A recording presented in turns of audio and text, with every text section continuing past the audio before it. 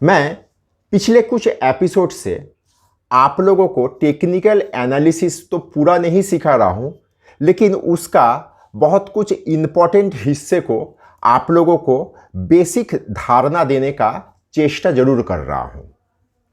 और वो जो चीज़ आप लोगों को मैं अभी तक सिखाया, मुझे कहीं ना कहीं ऐसा महसूस हो रहा था, हालांकि सिखाने के समय आप लोगों को मैं चार्ट का रेफरेंस ज़रूर दिया, लेकिन क्यों ना ऐसा एक क्लास किया जाए जिसमें हम लोग सिर्फ चार्ट में ही काम करेंगे। अर्थात अभी तक जो कुछ सीखे उसी चीज़ को चार्ट में हम लोग किस तरीके से प्रयोग करेंगे, क्योंकि आगे जाके आप जब चार्ट देखोगे तो आप अपना दिमाग में कि अच्छा इसको कहा जाता है लॉन्ग टर्म ट्रेंड, इस तरीके से ट्रेंड लाइन यहाँ पे काम कर रहा है। तो ये सारा जो बिंदु हम लोग टेक्निकल का सीखे हैं वो एक चार्ट में किस तरीके से देखने का कोशिश किया जाए या देखा जा सकता है, उसके ऊपर एक पूरा अगर क्लास किया जाए तो कैसा होगा। तो इसी चीज़ को महसूस करते हुए मैं आज का एपिसोड प्योरली सिर्फ चार्ट में अभी तक हम लोगों ने जो कुछ सीखे हैं उसी चीज़ को चार्ट में हम लोग देखेंगे।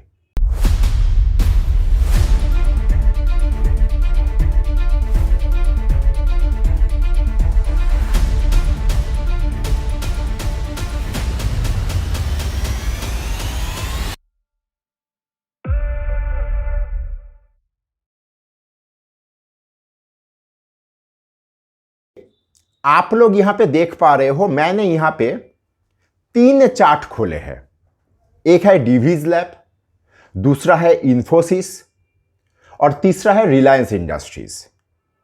ऐसा खूब स्वाभाविक है कि हम लोगों का जो कुछ सीखे हैं पूरा चीज किसी एक चार्ट में अवेलेबल नहीं होगा, तो इसीलिए मैं यहां पे 3 चार्ट का मदद ले रहा हूं।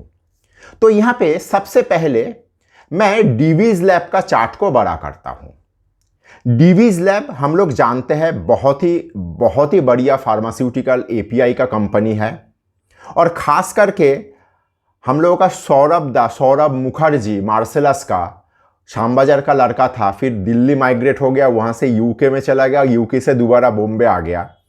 तो सौरभ दा इसको पूरा देश भर में मशहूर कर दिया, और मशहूर क्यों ना करे, बहुत बढ़िया कंपनी है फंडामेंटली, लेकिन हम लोग तो टेक्निकली काम करते हैं। तो टेक्निकली अगर मैं इस चार्ट को देखूं तो इस चार्ट में हम लोग यहाँ पे एक बहुत ही सुंदर अप ट्रेंड लाइन ड्रॉ किए हैं जो एक अप ट्रेंड को दर्शा रहा है। और ये जो अप ट्रेंड लाइन हम लोगों ने ड्रॉ किए, आप लोग देखिए ये अप ट्रेंड लाइन शुरू हो रहा है हम लोगों का 2020 का मार्च महीने से, मतलब महामारी के जस्ट बाद से ये ट्रेंड लाइन स्टार्ट हुआ है। और ये जो ट्रेंड लाइन तैयार हुआ है ये करीब करीब 2 साल पीरियड का समय लगा इस ट्रेंड लाइन का पूरा निष्कर्ष पहुंचने में, मतलब ट्रेंड लाइन टूटने में। सवाल ये आता है, मैं एक क्लास में आप लोगों को कहा टेक्निकल एनालिसिस 1 साल से आगे नहीं देखता है। क्यों? जब मैं कालखंड के हिसाब से आप लोगों को वो ट्रेंड सिखा रहा था, वहाँ पे मैं शॉर्ट टर्म, इंटरमीडिएट और लॉन्ग टर्म ट्रेंड कहते हुए ये बात आप लोगों को कहा था, आप लोगों को याद आ रहा है। लेकिन यहाँ पे देखा जा रहा है कि एक ट्रेंड लाइन 2 साल चला तो चला, मैं 1 साल बाद भी उस ट्रेंड लाइन को अगर प्राइस नहीं तोड़ता है तो मैं उसके साथ बना रहूँगा। तो टेक्निकली हम लोग 1 साल तक देख रहे हैं, लेकिन 1 साल का अधिक देखने में कहीं पे कोई मनाही नहीं है। आप समझ रहे हो? क्योंकि थ्योरी में जो बात कहा गया उस बात को मैं थ्योरी के क्लास में आप लोगों को कहा, लेकिन प्रैक्टिकल में जैसे ही हम लोग आएंगे तो प्रैक्टिकल में थ्योरी को कहां पे आप ट्विस्ट करोगे उसका एक धारणा आप लोगों को मिल जाता है। तो यहां पे आप लोग एक लॉन्ग टर्म ट्रेंड लाइन देख पा रहे हो। अब लॉन्ग टर्म ट्रेंड लाइन के बीच मतलब बाजार का, मतलब डिवीज लैब का एक तरफा चला, बिल्कुल नहीं। बीच बीच में उसमें जो रब्बाबाजी आया, मैं क्या कहता था क्लास में कि मार्केट हमेशा सीढ़ीदार तरीके से चलता है, बढ़ता है गिरता है, बढ़ता है गिरता है। क्यों? ओनरशिप चेंज होता है। कोई एक व्यक्ति 100 रुपया में कोई एक सामान खरीदा, उसके बाद वो 150 रुपया में उसको प्रॉब्लम हो रहा है कि पैसा आ रहा है। लोग ना प्रॉफिट में बहुत तकलीफ में जाते हैं, लेकिन लॉस सालों साल लेके चल सकता है। तो उसको 150 रुपया में मतलब 50 रुपया का प्रॉफिट उसको हजम नहीं हो रहा है, तो वहां पे वो माल बेचेगा, तो उसका ओनरशिप किसी दूसरे के पास जाएगा। आप लोग गौर करिए, यहां पे बीच बीच में यहां पे लॉन्ग टर्म ट्रेंड लाइन के अंदर इंटरमीडिएट डाउन ट्रेंड भी चला है। यहां पे देखिए इंटरमीडिएट डाउन ट्रेंड लाइन। तो हमेशा याद रखिए, लॉन्ग टर्म अप ट्रेंड तो हो ही सकता है, होगा भी अगर किसी में, तो उसके मध्य में शॉर्ट टर्म डाउन ट्रेंड या शॉर्ट टर्म अप ट्रेंड भी हम लोग ढूंढ के निकाल सकते हैं, कहीं पे कोई पाबंदी नहीं है। तो चार्ट देखते हुए हम लोगों को दिमाग में यह रखना होगा, हम लोग अगर कहीं पे एक long term up trend line draw किया तो ये जरूरी नहीं है कि उसके बीच हम लोग कोई छोटा छोटा मतलब शॉर्ट टर्म या इंटरमीडिएट ट्रेंड नहीं ढूंढेंगे, क्योंकि लॉन्ग टर्म ट्रेंड अगर आप है तो उसको करेक्ट करने के लिए इंटरमीडिएट डाउन ट्रेंड आएगा, और यह स्वाभाविक है। अब देखिए, ये जो long term up trend line है, इसके अंदर एक इंटरमीडिएट डाउन ट्रेंड आपको दिखाई दे रहा है, इसके अंदर एक शॉर्ट टर्म डाउन ट्रेंड, यहां पे आप माउस को थोड़ा गौर करिए आप लोग, यहां पे एक शॉर्ट टर्म डाउन ट्रेंड आप लोगों को दिखाई दे रहा है। मैंने आप लोगों को ट्रेंड में क्या कहा, 2 बिंदु का आवश्यकता पड़ता है एक ट्रेंड लाइन ड्रॉ करने के लिए। तीसरा बिंदु उसको अप्रूव करता है या सर्टिफाई करता है कि हाँ, ये ट्रेंड लाइन आपने सही ड्रॉ किया, और उससे अधिक अगर हिट उस लाइन के ऊपर आए तो ट्रेंड लाइन को वो पुख्ता करता है। मैं एक काम करता हूं, मैं इस जगह को अगर आप लोगों को थोड़ा जूम करके दिखाने का कोशिश करूं, देखिए मैं इस जगह को थोड़ा जूम करके आप लोगों को दिखा रहा हूं। इस जगह पे देखिए लॉन्ग टर्म ट्रेंड लाइन के ऊपर, लॉन्ग टर्म ट्रेंड लाइन के ऊपर यहां पे एक हिट आया। Market long term trend line को चैलेंज करने से पहले वहां पे भी नाटक कर रहा है, हिट आया, मार्केट आगे बढ़ा, फिर वहां पे थोड़ा दो ट्रेडिंग वीक, यहां पे क्योंकि मैं वीकली चार्ट में हूं, 2 ट्रेडिंग वीक यहां पे थोड़ा नाटक चला, फिर यहां पे देखिए वॉल्यूम से इस ट्रेंड लाइन को क्रैक किया। स्वाभाविक है, 2 साल पुराना ट्रेंड लाइन है जिसके ऊपर 4 हिट पड़ा है, तो उस ट्रेंड लाइन में तो ताकत होगा। यहां पे आपका डिवीज लैब वॉल्यूम से क्रैकडाउन हुआ। कब? 2022 का जनवरी महीने का 21 तारीख को। देखिए यहां से आपका डिवीज लैब में हम लोगों का एक डाउन ट्रेंड का सिलसिला शुरू हुआ, और ये अभी हम लोग डिवीज लैब में long term down trend line देख पा रहे हैं। यहां पे भी हिट आया, देखिए लॉन्ग टर्म डाउन ट्रेंड में उसके अंदर देखिए इंटरमीडिएट अप ट्रेंड भी आप लोग देख पा रहे हो।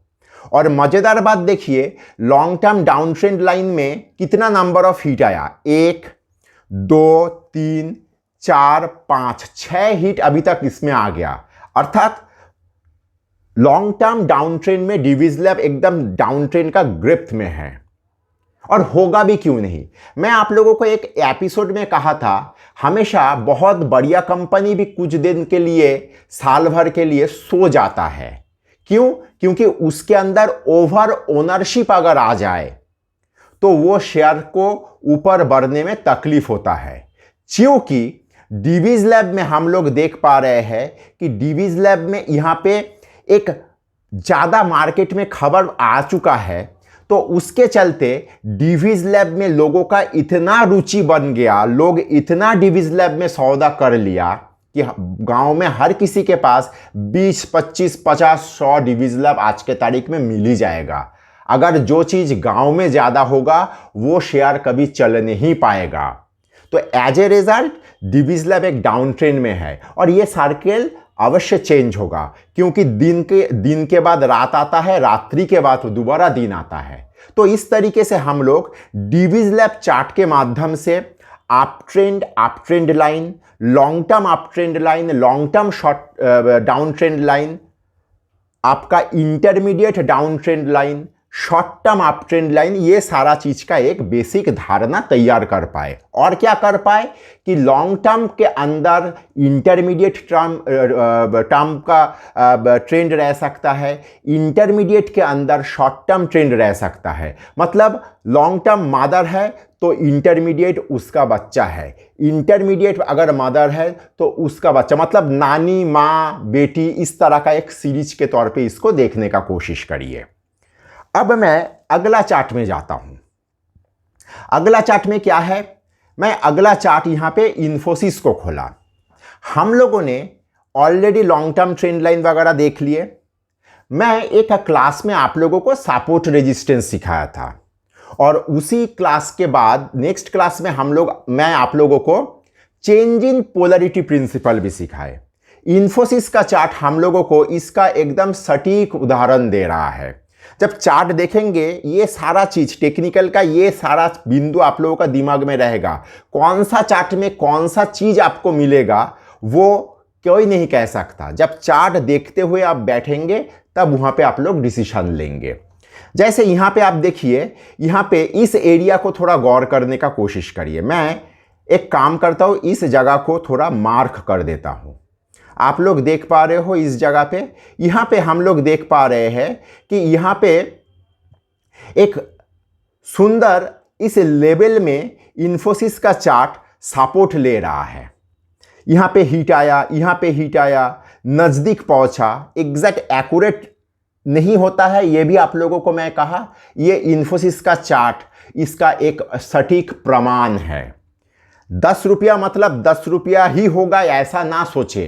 कभी कभी 10 रुपया के जगह 10 रुपया 5 पैसे से प्राइस घूम सकता है या 9 रुपया 80 पैसा से भी घूम सकता है। इन्फोसिस का चार्ट इसका सटीक प्रमाण है। लेकिन इस जगह पे इन्फोसिस सपोर्ट ले रहा है इस लाइन में। इस लाइन को मैंने एक काम किया, लाल कर दिया। इसमें समझने में और भी सुविधा रहेगा। अब देखिए यहां पे सपोर्ट में इस जगह पे सपोर्ट ले रहा था। हम लोगों ने जब सपोर्ट रेजिस्टेंस सीखे थे वहां पे हम लोगों ने क्या सीखा था, वहां पे हम लोगों ने सीखा था कि ABCD, वो उदाहरण आप लोगों को याद करना चाहिए। मैं सारा चीज एक काम करता हूं, इस एपिसोड में सारा चीज डिस्क्रिप्शन में मैं सारा लिंक दे दूंगा प्रीवियस सारा वीडियो का, ताकि आप लोगों को समझने में सुविधा रहे। अब सवाल आता है, हर कोई ये देख रहा है कि इस एरिया में, ये लाल लाइन का एरिया मतलब 1654 मतलब 1650 मोटा तौर पे मान लीजिए, 1650 के नजदीक इन्फोसिस आता है तो वहां से उछल जाता है। तो पूरा गांव 1650 आएगा तो वहां पे ले लेंगे। भयंकर चीज देखिए, उस दिन ये यहां पे 1650 के नीचे ही गांव खोल दिया मार्केट। तो यहां पे जो क्लास फंसा हुआ है ये तो फंस के रह गया। अब क्या होता है, इसका पोलरिटी चेंज होता है। मैंने पोलरिटी प्रिंसिपल चेंज का वहां पे हम लोगों ने सीखे थे। अब पोलरिटी, जिसके पास माल रह गया वो क्या चाहेगा, मुक्ति चाहेगा। अब मुक्ति कैसे मिल सकता है, दोबारा अगर 1650 आए तो वहां पे क्या होगा, माल बेचेगा। जो पहले ले रहा था अभी वो बेचने के लिए आ जाएगा। तो अगर उस जगह पे माल बेचने के लिए बहुत जन खड़ा हो जाए तो प्राइस उसके ऊपर जा पाएगा क्या, नहीं पाएगा। तो वहां पे वो सपोर्ट लाइन रेजिस्टेंस लाइन में कन्वर्ट हो गया। आप लोग यहां पे गौर करिए, इस जगह पे खोला, नीचे आया, दोबारा जब इसका नजदीक में पहुंच रहा है, इस जगह का नजदीक में जब पहुंच रहा है वहां पे सप्लाई आ रहा है। यहां से धक्का खा के नीचे आया, यहां से दोबारा बढ़ने का चेष्टा किया, ऊपर गया लेकिन रख नहीं पाया। अच्छा, आप लोगों को मैं स्विंग हाई स्विंग लो सिखाया था, उसमें हम लोगों ने ये इस बात पे भी चर्चा किए थे कि स्विंग भी फेल होता है। स्विंग फेल हुआ, यहां पे हम लोगों ने क्या देखा कि यहां पे उस लेवल के ऊपर खींच के ले तो गए लेकिन रख नहीं पाए। इसको हम लोग क्या कहेंगे, फेलियर स्विंग। मतलब स्विंग हाई को ये फेल किया, इसके ऊपर नहीं ले जा पाए। ये हो ही सकता है। देखिए, विज्ञान कहता है कि हर छठा भ्रूण सूरज का रोशनी नहीं देख पाता है। मतलब हर गर्भवती महिला संतान को जन्म नहीं दे पाता है, किसी कारण से वो भ्रूण का मृत्यु हो जाता है। तो यहां पे भी कोशिश तो किया, ऊपर ले जाने का, लेकिन रख नहीं पाया। तो इससे यह साबित होता है। यहां से और हम लोग क्या निष्कर्ष, क्लास का क्या चीज सीख पा रहे हैं? अच्छा, मैं आप लोगों को सिखाए थे 3 and 3 रूल, याद आ रहा है कुछ? मैं ये सारा चीज डिस्क्रिप्शन में दे दूंगा, एक बार देख लीजिएगा ताकि सुविधा रहे। 3 and 3 रूल में हम लोगों ने क्या सीखे थे?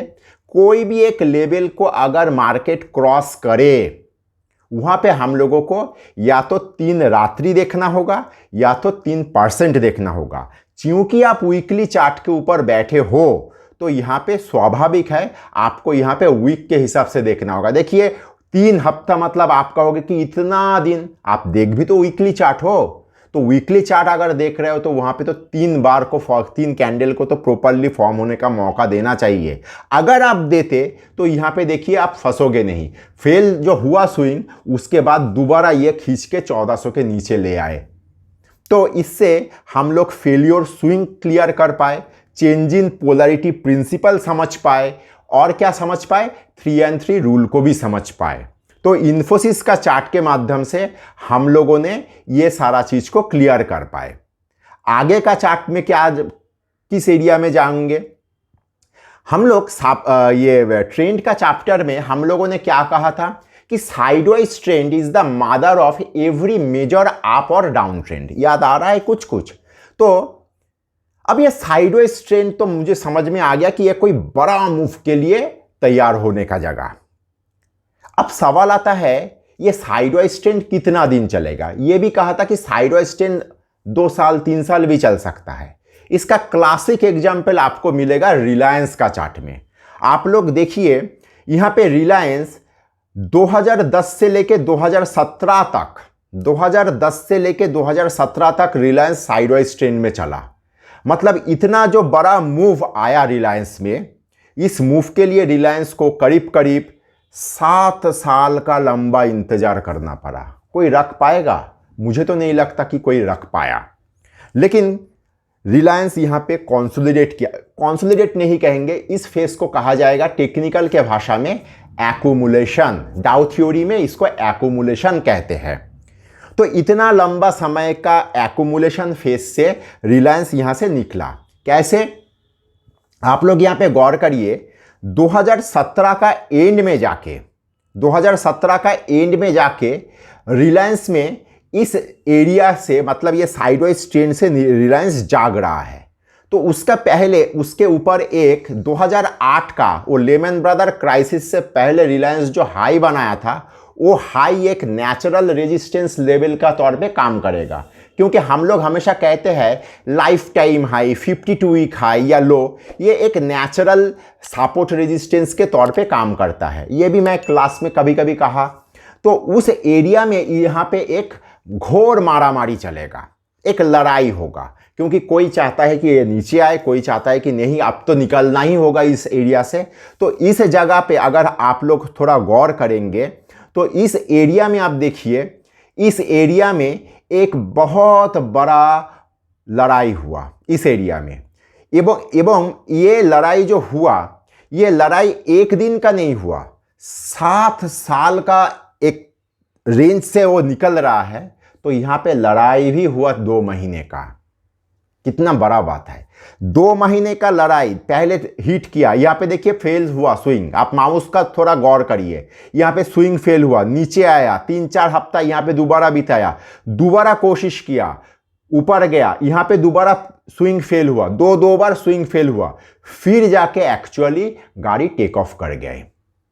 तो यहाँ पे इस तरीके से हम लोग अगर देखें तो हम लोग टेक्निकल में, देखिए मैं कोई भी कॉम्प्लेक्स चीज तक आप लोगों को सिखाया ही नहीं। सिंपल चीज से, सादा आंख से अगर आप लोग चार्ट को स्टडी कर पाओ तो आपके अंदर गहराई या डेप्थ तैयार होगा।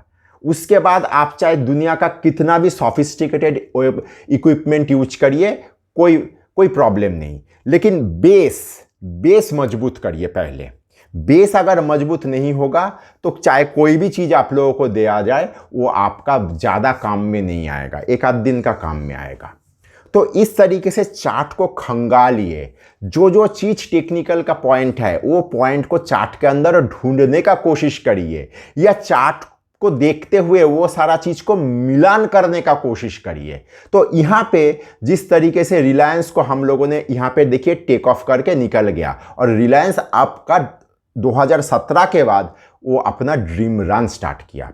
तो इस तरीके से हम लोग यहां पे 3 चार्ट के माध्यम से हम लोग बेसिकली टेक्निकल में अभी तक जो जो चीज सीखा उसको सही तरीके से समझने का कोशिश किया।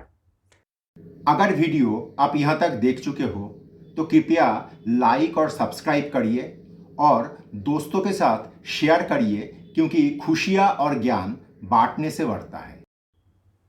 अब देखिए यहां पे जिस तरीके से हम लोगों ने 3 चार्ट को स्टडी किया, इस तरीके से आप लोग अपने घर में हर एक चार्ट को देखिए और उसके अंदर क्या क्या चीज आप लोगों को मिल रहा है। जैसे मैं आप लोगों को दिखाने के लिए तो 3 चार्ट को चुना, लेकिन एनएससी में 1900 शेयर है। हर एक चार्ट कुछ ना कुछ कहता है, हर एक चार्ट के अंदर कुछ ना कुछ मैसेज है। आप हर एक चार्ट में अगर चेंज इन पोलैरिटी प्रिंसिपल ढूंढने जाओगे आपको नहीं मिलेगा, फ्रस्ट्रेशन ही मिलेगा हाथ में। लेकिन चार्ट को देखते हुए आपको अचानक किसी चार्ट में चेंज इन पोलैरिटी प्रिंसिपल मिल जाएगा, अचानक किसी चार्ट में इस तरह का फेल्योर स्विंग मिलेगा। तो इस तरीके से देखते हुए अपना नज़र को थोड़ा बारीक बनाइए। मैं मानता हूं इस तरीके से अगर चार्ट को, क्लासिकल एनालिसिस को ठीक तरीके से देख पाए, माध्यम से आप चार्ट को ठीक तरीके से देख पाए तो बहुत बहुत बढ़िया तरीके से आगे आप लोग मार्केट को एनालाइज कर पाओगे। आशा करता हूं प्रैक्टिकल के माध्यम से अभी तक जो जो थ्योरी हम लोगों ने सीखे हैं उसको सही तरीके से देखने का एक प्रयास जो मैंने किया, ये आप लोगों का काम में आएगा। धन्यवाद। नमस्कार, मैं विपुल और अर्थशास्त्र में आप सबका स्वागत है। अगर आप लोगों को टेक्निकल का एनालिसिस, सॉफ्टवेयर, डेटा संबंधित किसी भी जानकारी का आवश्यकता है तो आप स्क्रीन में दिए हुए इस नंबर पे हम लोगों के साथ संपर्क कर सकते हो। हम लोगों का 20 साल का अनुभवों का फ़ायदा उठाइए।